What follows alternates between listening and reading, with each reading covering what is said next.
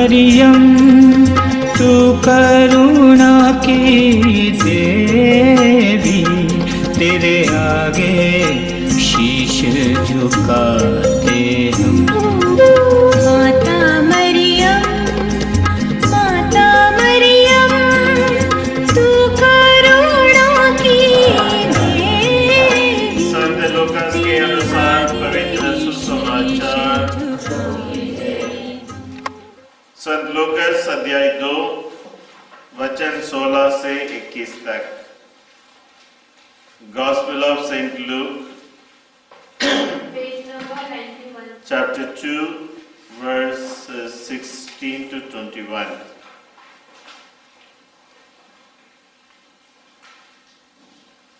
Lucas के सुसमाचार अध्याय 2 वचन 16 से।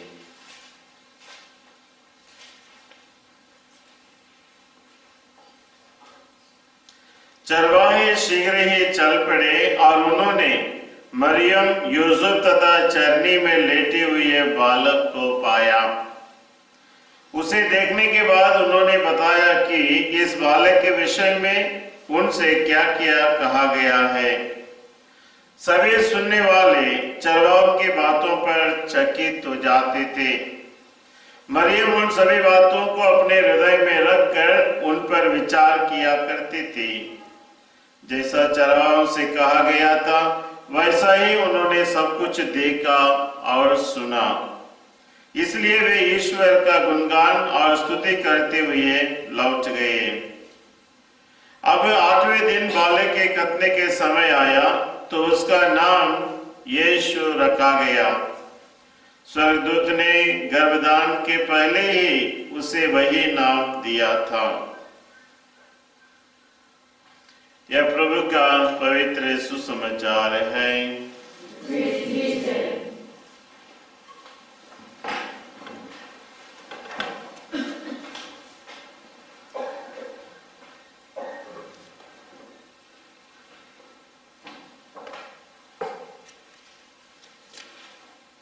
क्रिस्त में मेरे प्यारे भाई तथा बहनों, आज हम मरियम ईश्वर की मां का पर्व मना रहे हैं।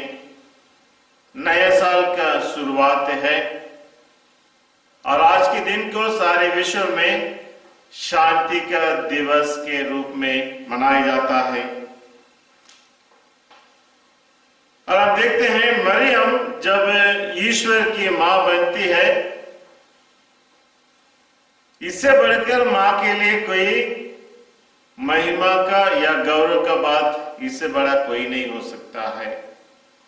तो इसलिए मां बनने से माता मरियम का गौरव उतना ही ऊंचा हुआ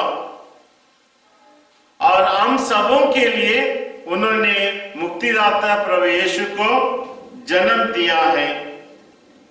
उन्होंने हमें ईश्वर की कृपा का भागीदार बनाया है। और इस प्रकार हम देखते हैं कैसे माता मरियम मदर ऑफ गॉड यीशु की मां बनती है।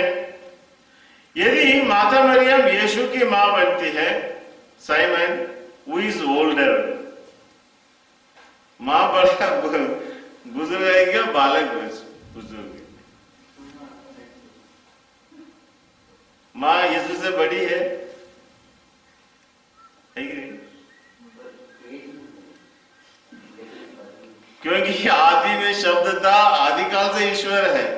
मगर माता मरियम बालक यीशु को जन्म देने से यीशु से बड़ा हो जाती है? नो। ईश्वर की मां बनने के लिए उसे ईश्वर ने स्वयं अपने ही एक सृष्टि को चुन लिया है।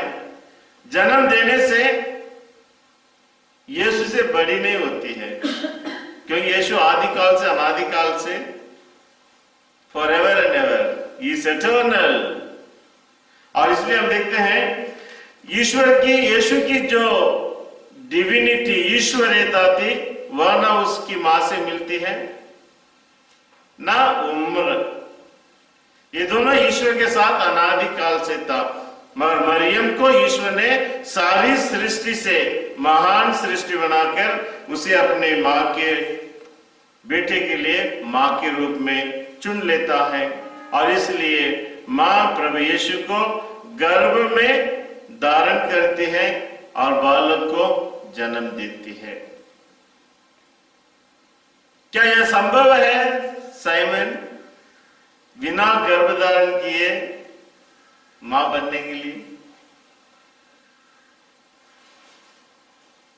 मगर आजकल लोग तो जन्म तो देते हैं बिना गर्भ धारण किए। सुनेंगे आपने टेस्ट ट्यूब बेबीज। सो जब तक गर्भधारण नहीं होता है और जब तक वह मां कहलाने योग्य नहीं है, सो इसलिए माता मरियम गर्भधारण करती है पवित्र आत्मा के सामर्थ्य से और उसे जन्म देती है बालक के रूप में। आज के पहले पाठ में हमने सुना कैसे ईश्वर अपने लोगों को आशीष देने के लिए अपने पढ़े में बहुत सुंदर वचन गणना ग्रंथ अध्याय 6:22 में हम पढ़ेंगे। गणना ग्रंथ 6:22 में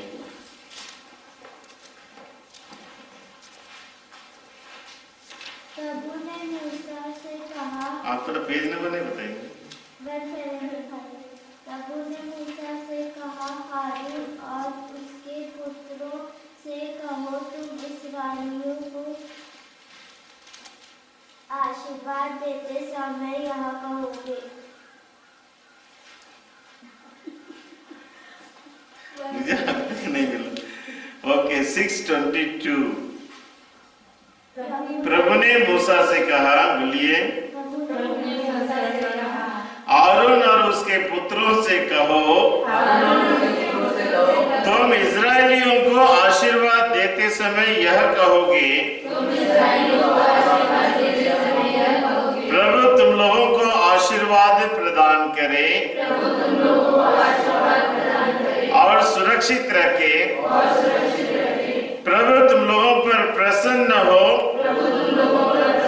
और तुम पर दया करे, प्रभु तुम लोगों पर दया दृष्टि करे और तुम्हें शांति प्रदान करे।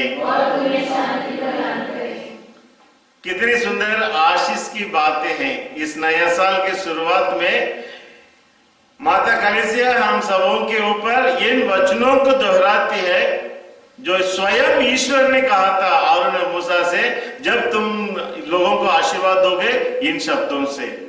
यानी यह स्वयं ईश्वर के शब्द है जो हमने अभी दोहराया है।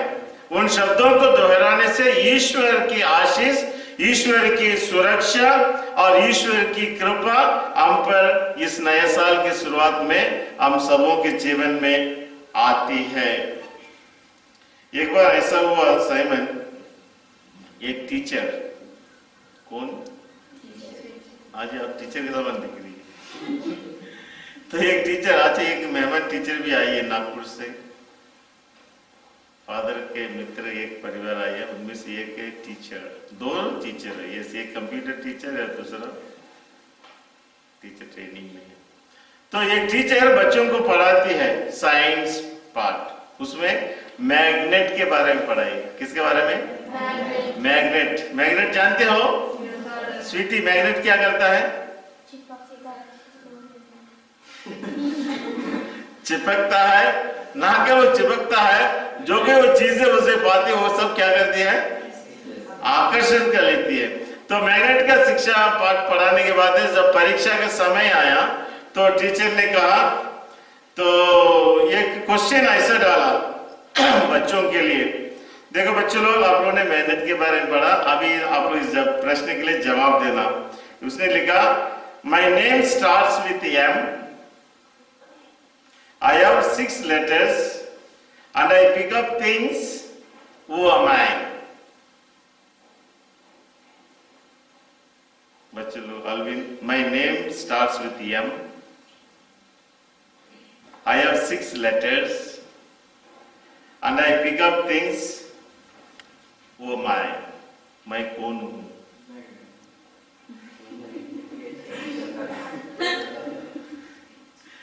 बहुत से बच्चे लोगों ने जवाब दिया, अब भी सही है, बहुत से बच्चों ने जवाब दिया मदर। क्या जवाब दिया? मदर है ने माँ। माँ के लिए, मदर के लिए कितना अक्षर है? 6 लेटर्स। तो आज माँ के बारे में हम पढ़ रहे हैं। माता मरियम हमारी माँ है, ईश्वर की माँ है। तो माँ का महत्व हमारे जीवन में कितना महान है। जो इस देश जिसमें हम जी रहे हैं उसे हम क्या कहते हैं? मातृभूमि, भारत माता। यस, दोनों सही, आप भी सही, मैं भी सही हूँ। मातृभूमि कहते हैं। और जो भाषा हम बोलते हैं, मनोती कौन सा भाषा बोलते हैं? मातृभाषा। मेरी मातृभाषा अंग्रेजी नहीं है, हिंदी नहीं है, मेरी मातृभाषा तमिल है। तो ऐसा हर एक व्यक्ति की अपनी मातृभाषा होती है, मदर टंग। और जो घर हम जीते हैं, मदर हाउस, माँ के घर है। और एक चीज को हम माँ कहकर पुकारते हैं, कौन है वो? माता मरियम तो है ही है। उसके अलावा गोलू है? यस, एग्जैक्टली, माता कलीसिया। तो माता कलीसिया, मातृभूमि और मातृभाषा क्यों कहते हैं? इसलिए कहते हैं माँ ऐसी एक व्यक्ति है जो हम सबों के लिए प्यारी है, very important person in our life. और जो कुछ हमारे लिए प्यारे हैं उन सभी चीजों को हम माँ के नाम से पुकारते हैं। और जब बच्चा माँ से जन्म लेता है, 90% ऑफ द माँ का गुण बेटा में, माँ का खून है, माँ का आदतें हैं, माँ का सब कुछ किस में पाए जाते हैं? बच्चे में। क्योंकि बच्चा माँ के गर्भ में 9 महीना रहती है, पलती है। So we have most of माँ का गुण हमारे जीवन में आ जाती है। तो माँ को हम इतना दर्ज देते हैं, she is next to God. ईश्वर के बाद किसकी नंबर लगती है? माँ का नाम लगती है। सो माँ लोग, आप लोग धन्य हो। माँ के बिना बच्चे क्या हो जाते हैं? अनाथ हो जाते हैं। क्या हो जाते हैं? अनाथ हो जाते हैं। और माँ रहने से घर में ज्योति जलने के समान, अंधकार नहीं रहती है। माँ is the giver of life. तो आज ऐसी माँ का हम याद करते हैं जो ईश्वर की माँ, माता मरियम ईश्वर की माँ है। माँ प्रभु यीशु को प्यार किया, माँ यीशु को रक्षा किया। जैसे हमारी माँ अपने बच्चों के लिए करते हैं, उतना ही प्यार, रक्षा माता मरियम ने बोलो किसको किया? यीशु को किया है। यानी यीशु भी माँ के प्यार को अनुभव किया। यीशु भी हमारे समान रोया होगा, पर मम्मी ने उसको लड्डू दिया होगी। So Jesus became human. कितनी प्यारे की बात है। ईश्वर मानव बनकर मरियम के पेट में रहकर जन्म लेता है। और उस माँ का आज हम बड़ी धूमधाम से त्योहार मनाते हैं और कहते हैं माता मरियम ही सबसे पहला क्रिस्ती है। द फर्स्ट क्रिश्चियन कौन है? माता Mariam. The first perfect disciple कौन है? माता मरियम, फर्स्ट क्रिश्चियन। और साल की पहला दिन में माता कलीसिया फर्स्ट डिसाइपल माता मरियम को हमारे सामने आदर्श के रूप में रखती है। माता कलीसिया, the first Christian, the first and the perfect disciple of Jesus. माता मरियम को हमारे सामने एक आदर्श के रूप में रखती है। और इसलिए माता मरियम का यह परंपरा है हमारे देश में माँ का आशीर्वाद लेने के लिए। शादी हो, आशीर्वाद, कोई अच्छा कार्य करने, माँ के आशीर्वाद। और इसलिए साल की शुरुआत में हम भी उस माँ के चरणों में आए हैं आशीर्वाद पाने के लिए, क्योंकि माँ की सुरक्षा, रक्षा, मध्यस्थता साल भर हमारे साथ बने रहे। यदि ईश्वर की बेटा यीशु की वो रक्षा कर सकती है, तो क्या वह हमारी रक्षा नहीं कर सकती? क्या वह हमारे मार्गदर्शन नहीं कर सकती? क्या हमें वह ईश्वर के रास्ते पर नहीं ले जा सकती? और इसलिए आप और मैं धन्य हैं। क्यों? क्योंकि हम उस मां के चरणों में आए हैं। सबसे पहले दूसरा कोई काम करने से पहले नए साल के शुरुआत में आशीष पाने के लिए। और जो कोई व्यक्ति मां की आशीष पाता है वो कभी असफल नहीं हो सकता है। और इसलिए हम देखते हैं नीलम संजीव रेड्डी, कौन है वो?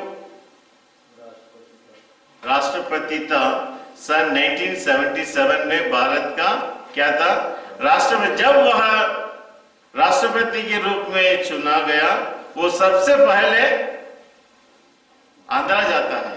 कहा जाता है? मां के आशीर्वाद लेने के लिए। हमारे वर्तमान प्रधानमंत्री, आपने टीवी में देखे होगा, मां के आशीर्वाद लेने के लिए चुनाव वहां जाता है।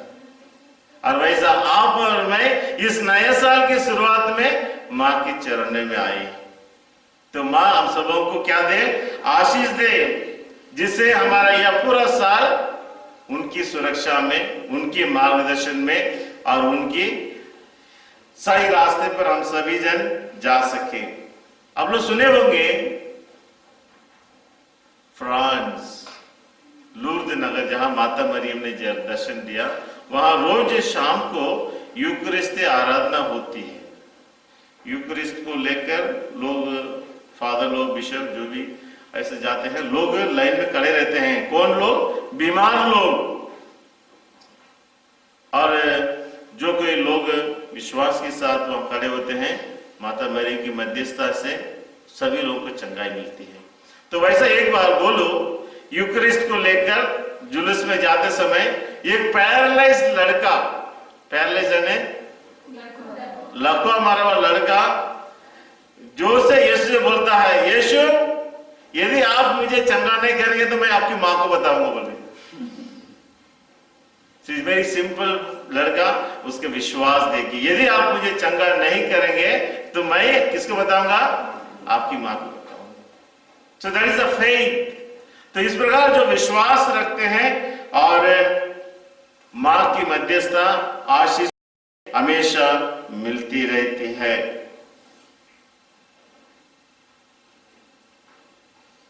आप लोग जानते हो,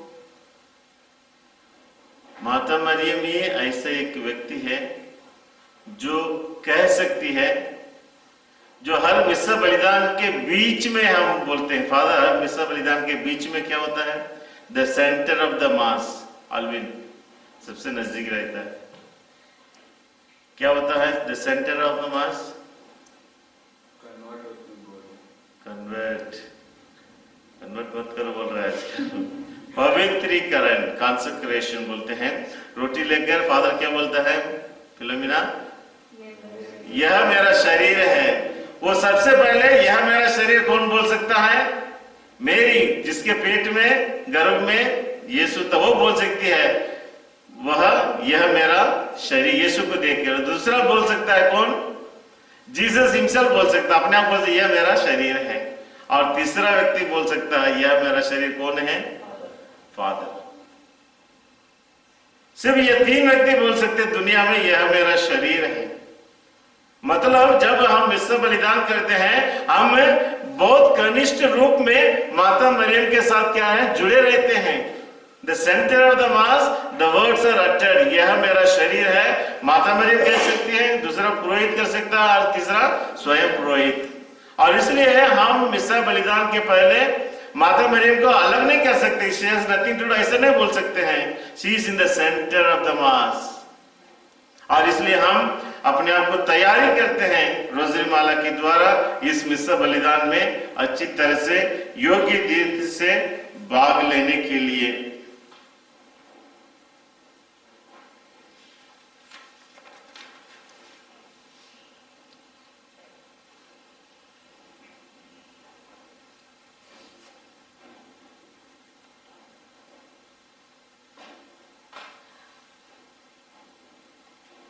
तो इस मां के प्रति हमारा प्यार, हमारी श्रद्धा, हमारी भक्ति बढ़ने के लिए साइमन क्या कर सकते हैं इस नया साल में? क्योंकि हम माँ माँ माँ बोलकर नया साल को तो शुरुआत करते हैं, मगर साल के बीच में उसे हम कभी नहीं भूलना चाहिए। What is a Golu? तो माँ के प्यार में, माँ की भक्ति में आगे बढ़ने के लिए हम क्या करना चाहिए? अपने पापों को स्वीकार करना चाहिए, उसको रोना चाहिए, हंसाना चाहिए। तो एक डब्बा है उसमें डाल दे सबको, और डाल कर बंद कर दे, बाहर नहीं निकलना चाहिए। माँ के प्रति हमारा प्यार, हमारी भक्ति, हमारी श्रद्धा बढ़ने के लिए साल भर हम माँ के साथ रहना है। तो हम क्या करना चाहिए? पाप को तो जरूर छोड़ना चाहिए। पाप के साथ यस, रोजरी माला बोलना चाहिए। हमारी एक व्यक्ति अपने घरों में माँ की तस्वीर, स्टैच्यू और कोई पिक्चर रखना चाहिए। माँ का तस्वीर या पिक्चर घर में वेदी पर, मगर माँ का नाम हमारे दिल में होना चाहिए।